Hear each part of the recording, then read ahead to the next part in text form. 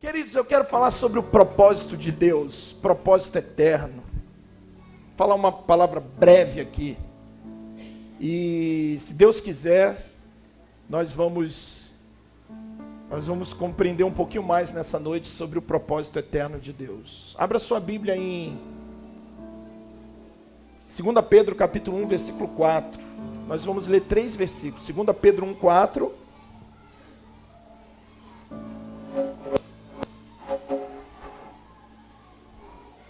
Segunda Pedro 1,4 diz assim: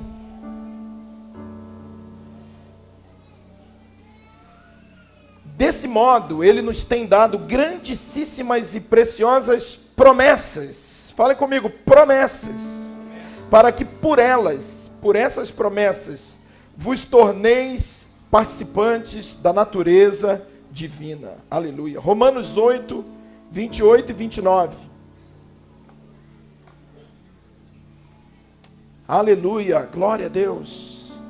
Sabemos que todas as coisas cooperam para o bem daqueles que amam a Deus, daqueles que são chamados segundo o seu propósito. Diga comigo, propósito. Pois os que dantes conheceu, também os predestinou para serem conformes à imagem de Cristo, do seu Filho, a fim de que ele seja o primogênito entre muitos irmãos. E por último, 1 João capítulo 3, versículo 2.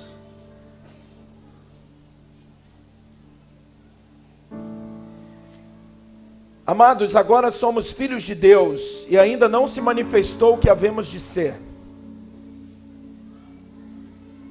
Mas sabemos que quando Ele se manifestar, seremos semelhantes a Ele, porque assim como Ele é, nós o veremos. Aleluia!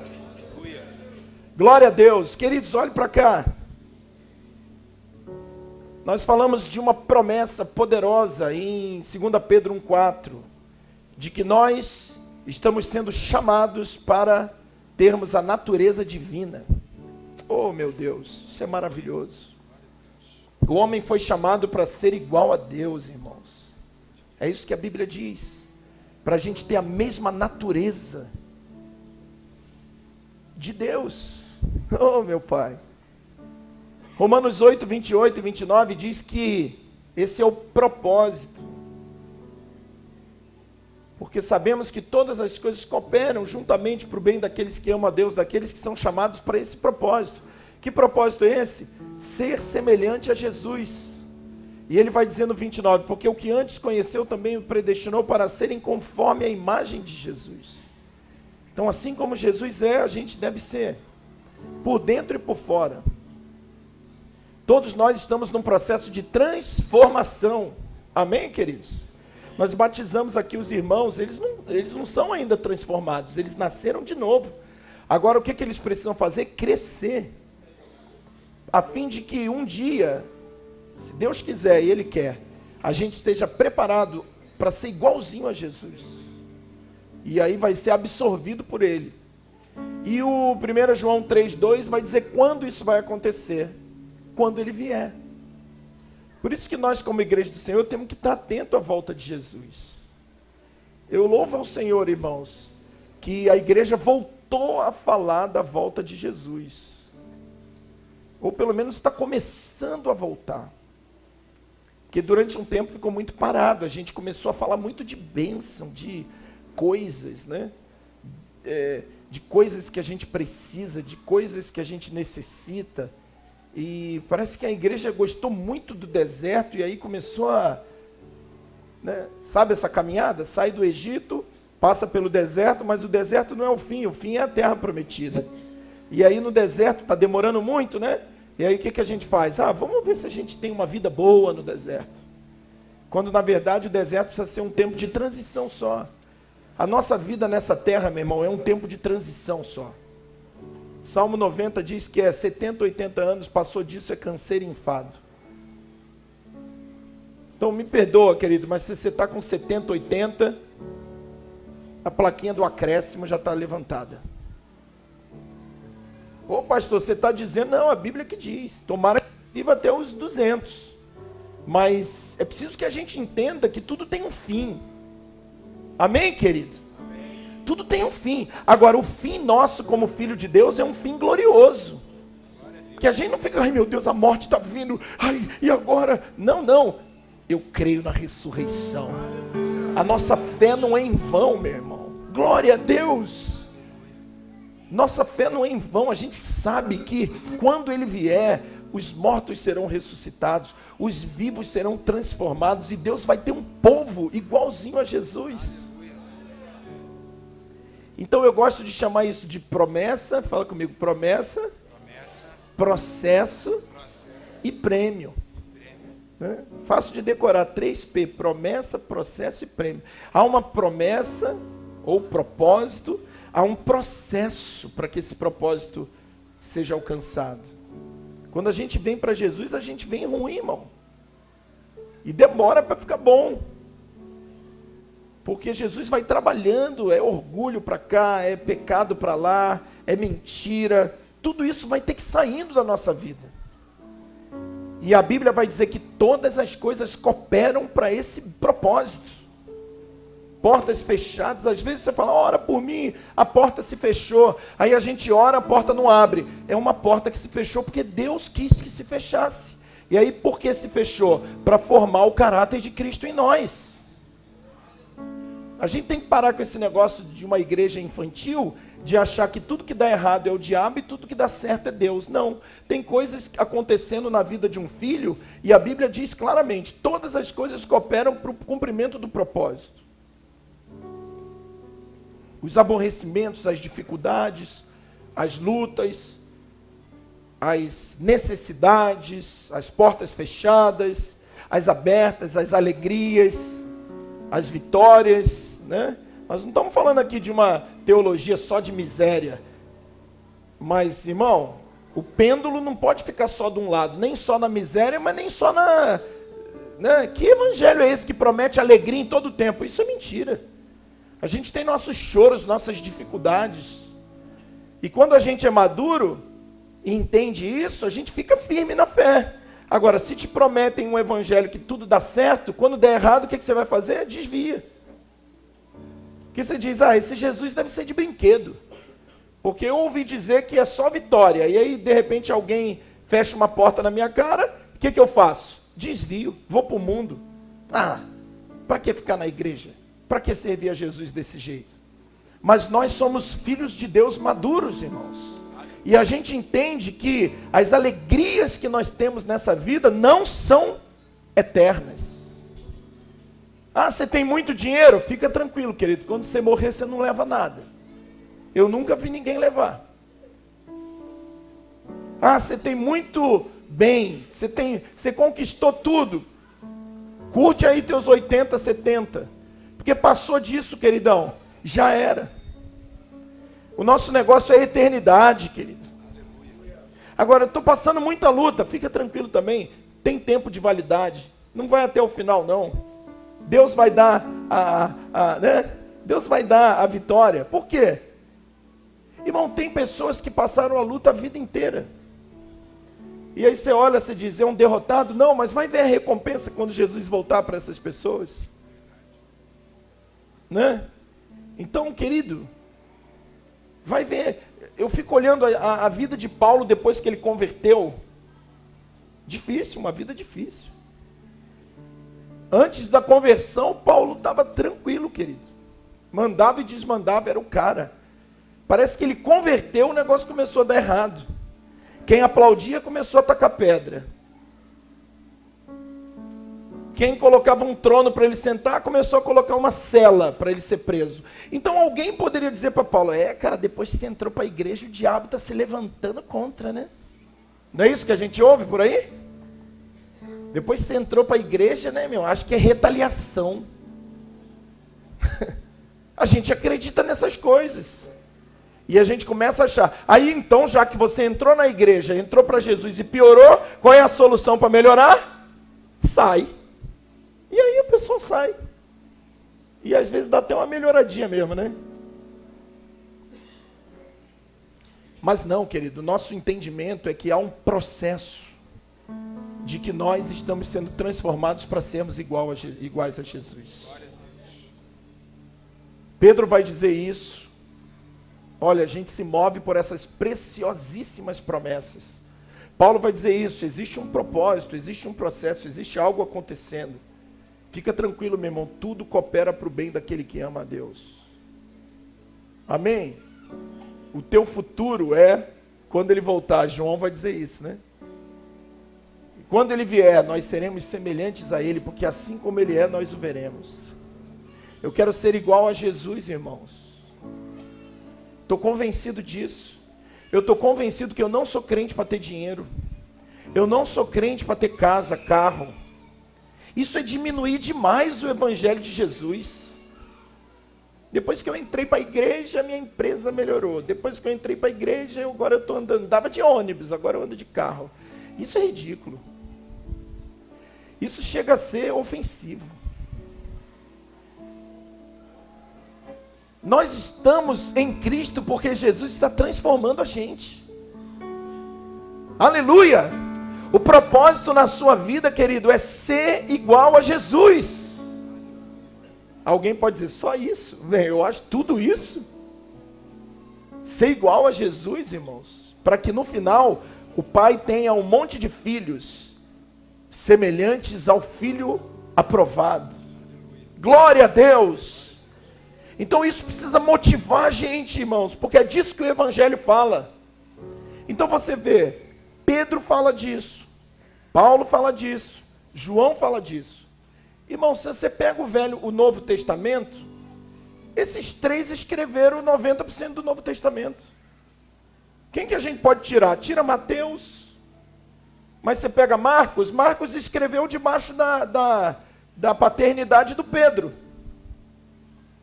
Lucas escreveu, tanto Lucas como Atos, debaixo de Paulo. E aí pega tudo, irmão. Esses três homens destrincharam o mistério. Aí você tem Tiago e Judas. Então, não tenha dúvida, irmão, esses três homens são homens que entenderam o propósito de Deus. E Deus levantou esses três homens para edificar uma casa, segundo a nova aliança, no Espírito. A edificação da casa, Deus usou tremendamente esses três homens. Esses três homens são os escritores, basicamente, do Novo Testamento.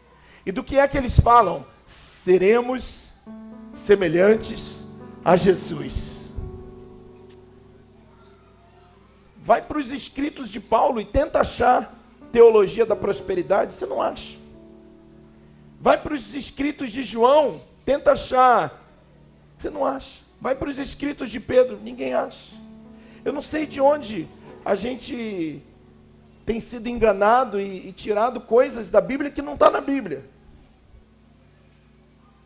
Esses homens são homens que exaltam a Cristo, irmãos. Esses homens são homens que colocam-se na posição de edificadores sobre um fundamento que é Cristo. Nós estamos acostumados a entender ou a pensar que o Evangelho foi feito para nós. Isso é uma grande mentira, irmãos.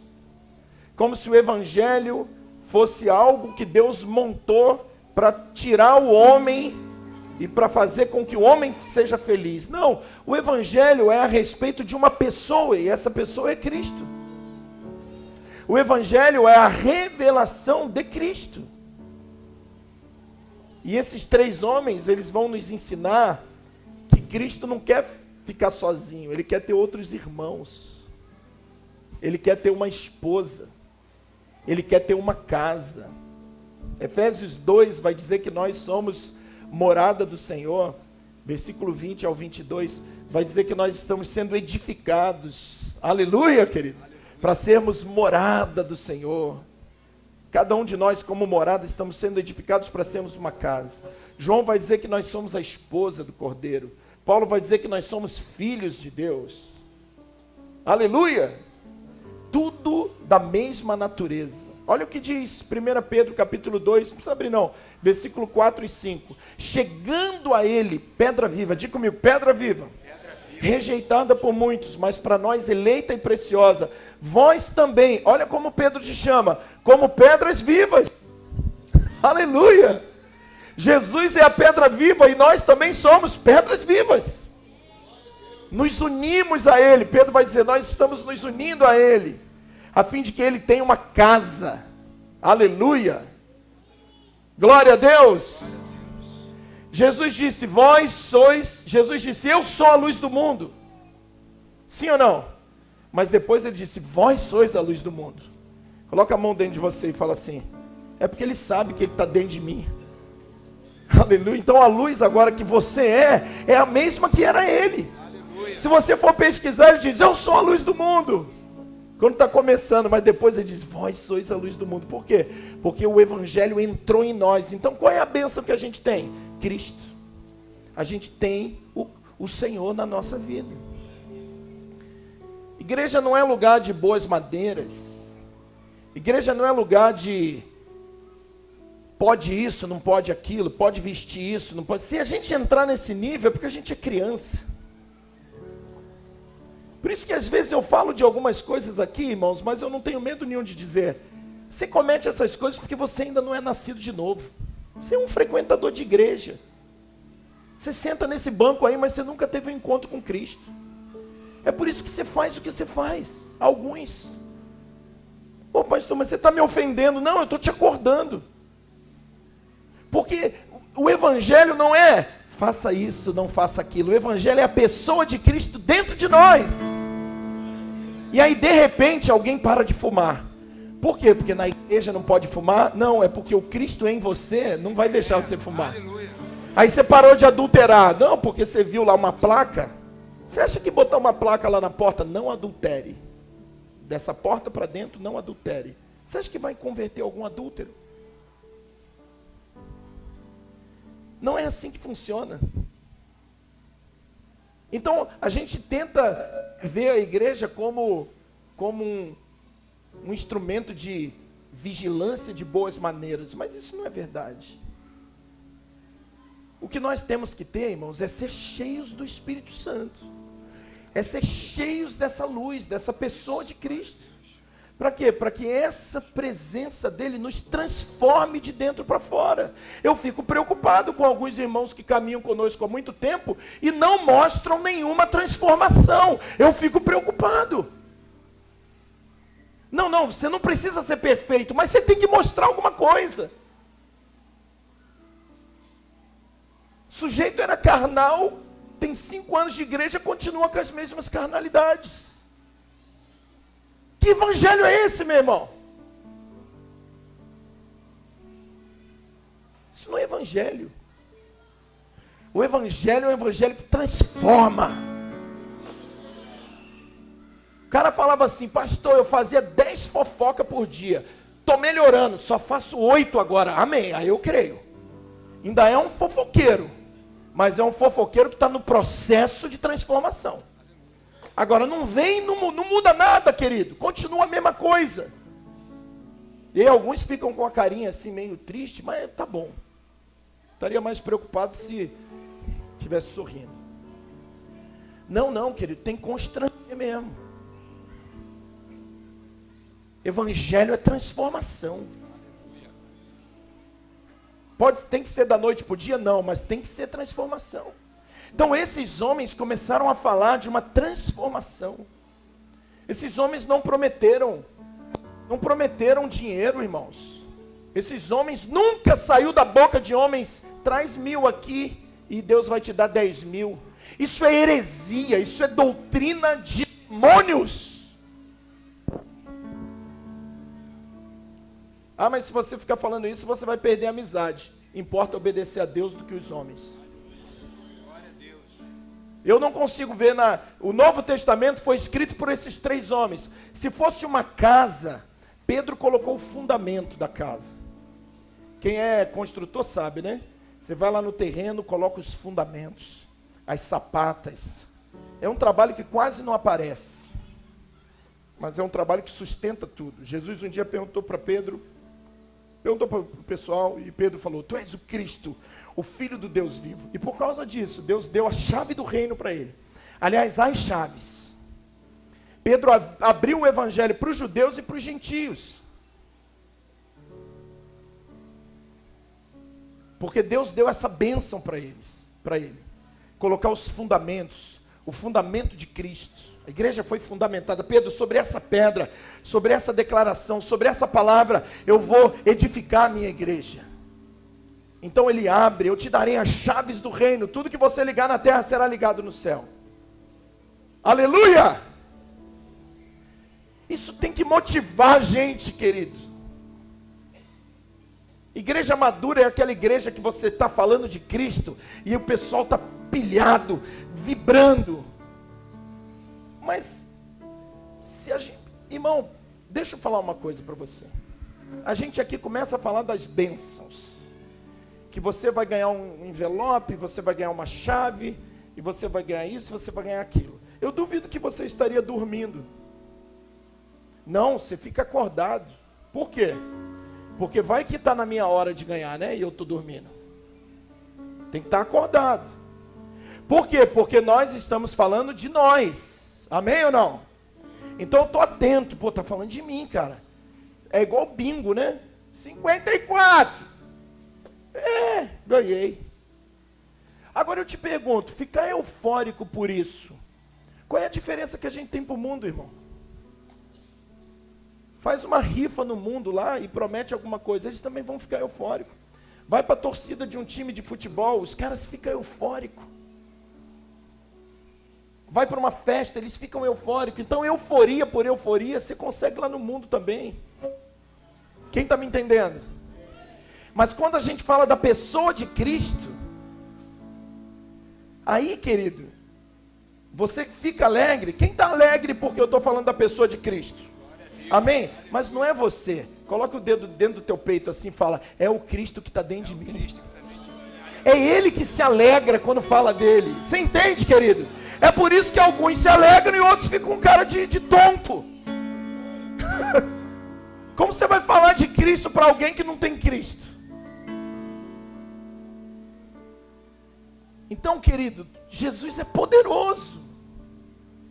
Então eles começam a edificar. Então Pedro coloca lá os fundamentos da casa. Um evangelho, Marcos, 2 epístolas. Parece que trabalhou pouco. Não apareceu muito. Muito importante. O sonho do lençol descendo. Foi para a casa de Cornélio, orou, o Espírito Santo veio sobre os gentios. Tremendo. Aí depois entra Paulo. Paulo foi quem mais trabalhou. 13 epístolas. Ou mais. E aí, sabe o que acontece? É quem mais apanha também. Porque se fosse numa construção, Paulo está levantando as paredes, as colunas. Né? É a parte doída do processo. Mas fundamental. E João vai trazer o céu para essa casa. Amém? Se você ler o Evangelho de João, você vê que é diferente dos 3. Se você ler as epístolas de João, 3 epístolas tremendas. Se você ler o Apocalipse, meu Deus, só coisa poderosa. Vai trazer o céu para essa casa, né? Vai trazer a cobertura para essa casa, vai trazer a realidade. Então a casa está pronta. Mas os 3 falavam de uma só coisa. Do que os 3 falavam? Pedro diz, há uma promessa preciosa de que um dia nós teremos a natureza divina.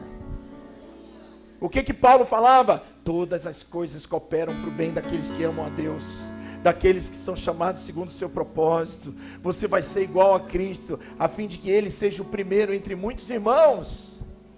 E vem João e fala de quê? Quando Ele vier, nós seremos semelhantes a Ele. Isso é evangelho, querido. Amém? Evangelho não é encher igreja, evangelho é transformação de vidas. A igreja está cheia, irmão, não deveria nem preocupar, nem animar. Mas sabe o que anima a gente? É ver o cara dizendo, cara, eu não conseguia ficar sem tocar num rabo de saia. Agora Jesus tem me feito ser um homem fiel. Eu não conseguia ficar sem se roçar nos meninos, nas meninas. Igual o mundo faz. Você é igual ao mundo? Qual é a diferença sua para o mundo? Cristo. Vai para as escolas. Sabe o que os meninos e as meninas querem fazer na escola? Olha para mim, menina. Olha para mim, adolescente. Deixa eu ver se tem aqui. Tem. Sabe o que eles querem fazer na escola? Eles querem se pegar. Eles querem se roçar. Você é professor, não é? Estou mentindo, João? Mas você é diferente, querido. Você não é igual, porque você tem Cristo dentro de você. Mas se você gosta de fazer isso, você não tem Cristo. Ponto final. Ah, mas eu sou da igreja. Não, mas Jesus não chamou ninguém para ser da igreja. Jesus chamou a gente para ser a igreja. Nós não podemos ser da igreja, nós somos a igreja. O evangelho é transformação, irmão. Aí transforma o evangelho numa cartilha de bênção. Irmão, as bênçãos elas vão vir acrescentadas. Mas a gente vai chegar, meu queridão, na frente do nosso espelho e dizer assim: meu Deus, eu não posso ser assim, eu não posso mentir, eu não posso fornicar, eu não posso adulterar, eu não posso roubar, eu não posso ser sensual. E alguém vai dizer: por que, cara, o mundo todo é assim? Pois é, mas eu sou uma nova criação. É por isso que Deus, por que você acha que Deus está fazendo uma nova? Porque a velha já era, querido. Ninguém faz nova se a velha ainda estiver valendo. 2 Coríntios 5,17 diz: aquele que está em Cristo, nova criação é. Por quê? Porque a velha foi consumida pelo pecado. Então tem uma nova criação com novas atitudes. E essas atitudes não tem nada a ver com religiosidade, tem a ver com a pessoa que vive em nós. É muito fácil, irmão, fazer uma igreja religiosa. Coloca meia dúzia de regra aí. Prende os meninos tudo no cabresto. E finge que o negócio está funcionando. Canta meia dúzia de cântico. Pega umas ofertas. Paga o aluguel. E está bombando. Jesus está gostando. Mas Jesus olha e fala: cadê o caráter do meu filho sendo formado em você? Quem pode dizer aleluia para isso, querido? Aleluia. Ai, meu Deus. Paulo diz assim: não que eu tenha alcançado, mas eu prossigo para o alvo, para que eu eu quero conhecer Jesus e o poder da sua ressurreição. Você sabe uma coisa que deveria preocupar a gente, se é que a gente quer agradar a Deus, é se a gente está parecendo ou não com Jesus. Não é se a porta se abriu, se a gente ganhou um emprego melhor, não era nada disso. Essas coisas não deveriam preocupar a gente. O que deveria preocupar a gente é chegar em casa e orar e dizer: meu Deus, eu ainda estou arrogante, eu ainda estou soberbo, eu ainda estou mentiroso. Passou a mulher ali, ninguém viu, mas eu vi. Desejei ela. Meu Deus, me ajuda. Faz sentido para você, querido?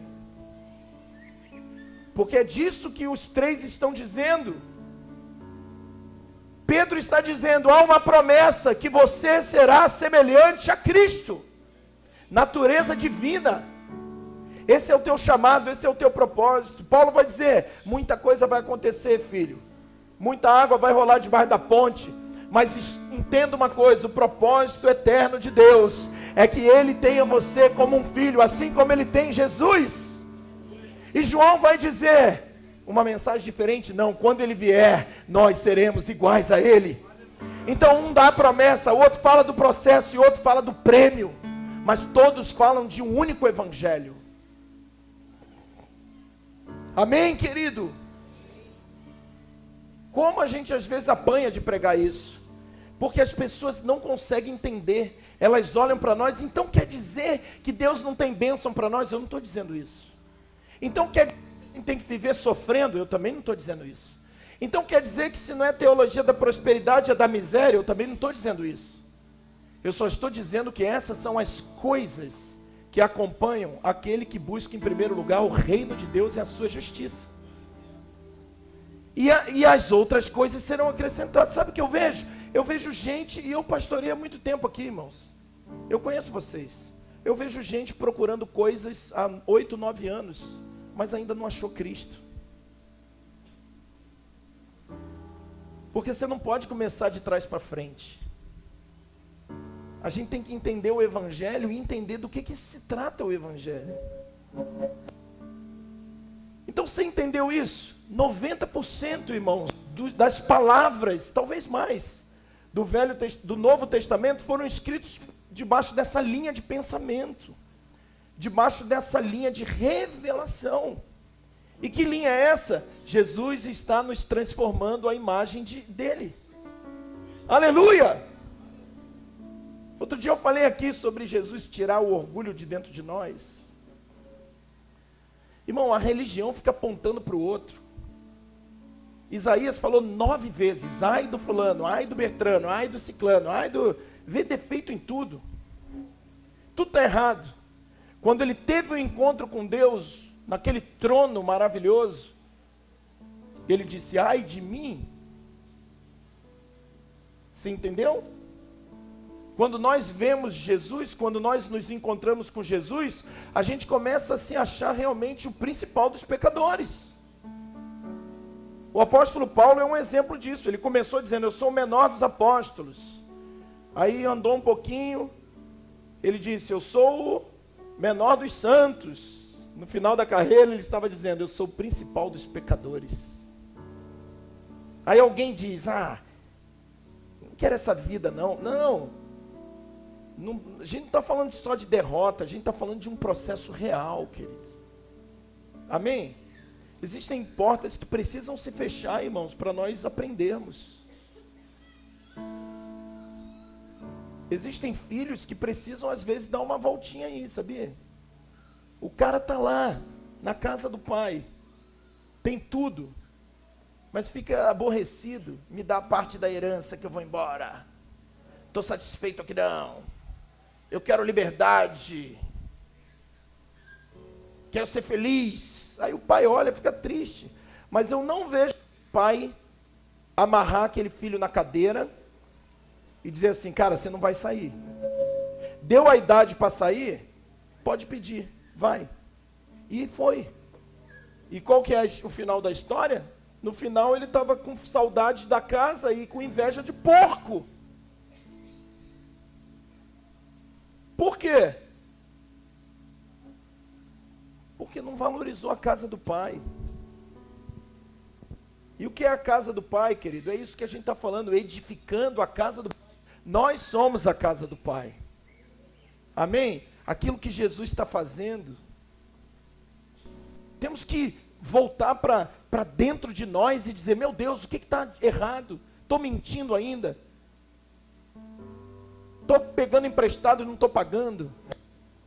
Aí a gente acha isso normal. Jesus não faria isso. A igreja tem se nivelado muito por baixo, irmãos. Mas você quer ser santo?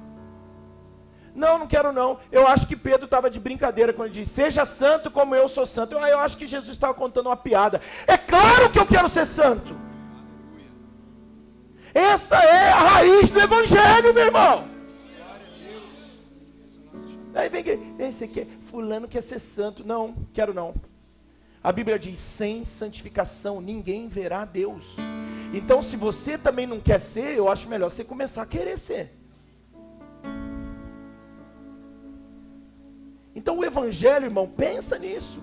3 homens que escreveram 90% da Bíblia, ninguém falou de prosperidade, ninguém falou de promessa, ninguém falou de jardim de infância, ninguém falou de Disneylândia gospel, ninguém falou de, vem lá que você vai se sentir bem. Todos os 3 falaram, Deus está fazendo algo no nosso interior, transformando, o nosso interior, para que nós sejamos iguais a Jesus. É disso que trata o evangelho. Eu sei que é difícil para alguns ouvir isso, porque já estão envenenados com esse processo babilônico, o qual nós estamos mergulhados não sei há quanto tempo. É só você ligar a televisão e você ver do que eu estou falando. Gente egoísta, gente egocêntrica, gente que só pensa em si mesmo. Mas glória a Deus pela sua vida, querido. Amém? Porque você está entendendo que a tua oração em casa, a minha oração em casa tem que ser o quê? Jesus, me faz parecido contigo.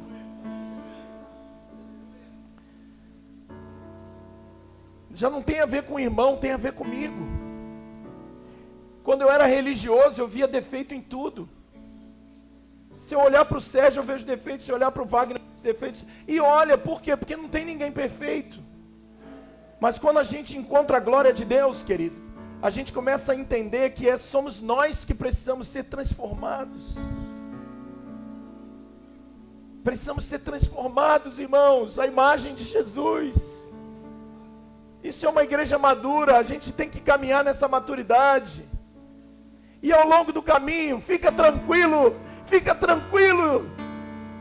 Os gentios procuram essas coisas. Eles estão atrás de comida, de bebida, de vestimento. Mas vocês busquem o reino de Deus em primeiro lugar. E todas essas coisas serão acrescentadas. Sabe o que Jesus está dizendo? Vocês não são gentios. Vocês são meus filhos, meu povo. É uma constituição diferente, é um reino diferente, é uma linguagem diferente, são sentimentos diferentes, desejos diferentes. Não, nós não somos iguais ao mundo. Agora, pastor, eu quero pecar. Então assuma a sua identidade de mundano. Assuma, irmão. Mas não se coloque uma roupa de crente, achando que com essa roupa de crente, Jesus vai voltar e vai ver sua roupa de crente, e por causa disso, você vai ser salvo. Não. Quando o Senhor vier, tudo que for palha, madeira, feno, vai ser simplesmente incinerado. Alguém diz, meu Deus, estou olhando a carinha de vocês, que tristeza. Olha a minha. Por que eu estou feliz? Porque a gente entende que a gente pode edificar com ouro, com prata, com pedras preciosas. Não tenha medo da volta de Jesus. Se prepare para ela. Então o Evangelho fala disso, irmão, dessa realidade. Amém? Eu não sei se hoje eu orei por um casal, não sei se ele está aí, tomando remédio, não consegue dormir, depressivo. E nós oramos por ele e falamos assim, querido, você vai para casa agora, toma um banho, liga o ar-condicionado, deita na tua cama e dorme. 1h30 a esposa me mandou uma mensagem, dizer, pastor, meu marido tem 3 dias que não dormia. Está dormindo igual um anjinho agora. Ai, meu Deus. Porque quando Deus entra, meu irmão, vem como uma avalanche, resolvendo o que precisa ser resolvido. Você tem que crer nisso, meu irmão. Você não nasceu para ficar pegando migalha de que cai da mesa. Você é filho. Senta à mesa e come como filho. Ou então vive de campanha. Campanha para ganhar emprego, campanha para ganhar tênis. Já pensou minha filha? De 15 anos. Outro dia eu falei isso aqui, né? 40 dias. O que foi, filho? Tá passando mal? Não, pai, é segredo. O que foi, filho? Não, eu tô 40 dias sem comer. Pô, por quê? Não, que eu tava afim daquele tênis. E aí eu fiz um sacrifício para o Senhor me dar um tênis. Você sabe como eu me sentiria como pai? Como você se sentiria como pai se teu filho faz isso? Estou 40 dias sem comer para o Senhor me dar uma roupa nova. O que você falaria para ele? Você ia como pai correr para dentro do banheiro e chorar? Porque eu ia fazer isso. Eu ia falar assim, meu Deus, a minha filha não entende o que eu sou para ela. Ela não sabe que se ela me pede, eu tiro do meu pé deixo de comer para dar para ela, só porque ela é filha. Sabe o que a religião entendeu e ensinou para nós? Que a gente tem que mover a mão de Deus, igual você move a mão do teu pai, né? Eu movi muito a mão do meu pai, para o meu pai pagar a escola para mim.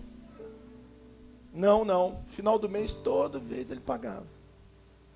Eu movi a mão do meu pai, para o meu pai trazer comida para dentro de casa, não. Toda vez que eu sentei à mesa, até quando eu não tinha nenhum raciocínio, a comida estava lá, porque meu pai provia para mim. E nós não estamos falando de um pai terreno, nós estamos falando de um pai celestial. Hoje nós vivemos preocupados, pastor, ora por mim, pastor, faz isso para mim, pastor, me ajuda a ganhar essa vitória. Mentalidade de escravo. Fica chateado comigo não? Mentalidade de escravo. Porque filho sabe que tudo que é do pai é dele. E se ainda não veio na minha mão, é porque eu ainda não tenho maturidade para pegar. Eu não posso dar um carro para minha filha de 14 anos, porque ela não está habilitada. Então, eu vou precisar trabalhar nela a experiência. Ela vai ter que chegar numa idade específica. Na idade específica, ela vai fazer algumas provas. Diga comigo, provas. Fala assim, entendeu por que é prova? Provas são testes. Me livra dessa prova. Se eu te livrar dessa prova, você não é aprovado. Ô garotão, senta lá no professor e diz, muito difícil. Ô professor, quero fazer a prova não. Vai passar de ano? Não, não vai. E os crentes modernos estão pedindo, me livra da prova, Jesus. Quer passar de ano sem prova? Paulo diz, todas as coisas cooperam para o bem daqueles que amam a Deus.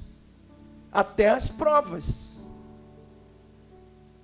Deus te apertou, a gente foge. Ó, irmão, tem prova que não tem segunda chamada não, hein? E aí a gente é reprovado. Amém, queridos? Quem quer se parecer com Jesus aqui? Aleluia. Quando a mulher saiu do Adão, e aí Deus trabalhou na mulher, né? Adão dormindo. Assim também quando a igreja sai de Cristo, Deus está trabalhando na igreja. Amém? E o Adão ainda não voltou, o último Adão. Mas um dia, irmãos, nós seremos apresentados a Ele. E Ele vai olhar dentro dos nossos olhos. Osso dos meus ossos. Carne da minha carne. Aleluia! Parece comigo. Fique de pé, olha para o seu irmão e fala assim, será que hoje o Senhor falaria isso para nós? Osso dos meus ossos, carne da minha carne.